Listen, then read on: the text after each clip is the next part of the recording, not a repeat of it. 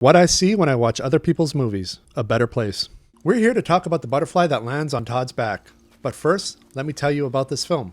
A Better Place is the debut film of one Vincent Pereira. In the 1990s, Askew Productions turned out several indie films directed by other talents within Smith's social circle. This included a large unknown, if not forgotten gem called A Better Place. We came here to start over. A new life in a better place.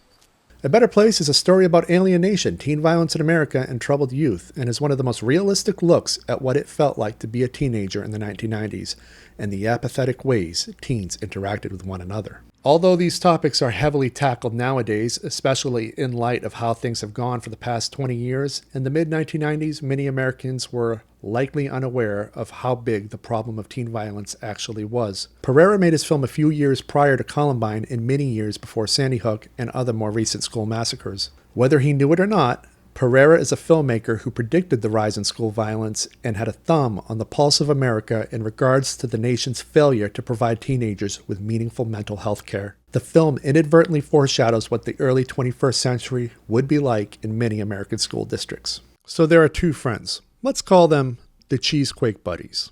One is angrier than the other, demonstrates his issues throughout the film, but eventually comes into possession of a handgun. There's a standoff in the woods, and the tables are turned.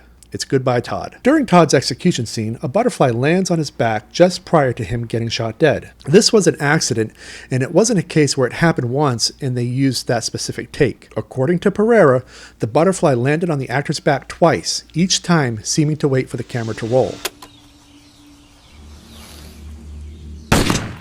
In situations like this, any filmmaker worth their salt would come to the conclusion that the butterfly is meant to be part of the scene. For years, I've always felt that any meaning that can be derived from this moment is up for interpretation, of course, but never really had one for myself, at least not until recently. Despite my criticism of spiritual hustles, religion, and the hustle of the church, as a storyteller, I pay attention when things of spiritual significance happens to a character, because in character growth, change at a spiritual level is often the most telling of what a story is really about. And as of late, I'm now interpreting the butterfly as a spirit of sorts, not a specific personality or anything, more equivalent to that of the person who constantly notices 11:11 on the clock every morning and takes it as a sign that they're going to be okay. The butterfly is inevitable. A spirit guide that has arrived because Todd's fate is inevitable. In that, it had to be. It was supposed to be. He had to die, and the butterfly had to arrive.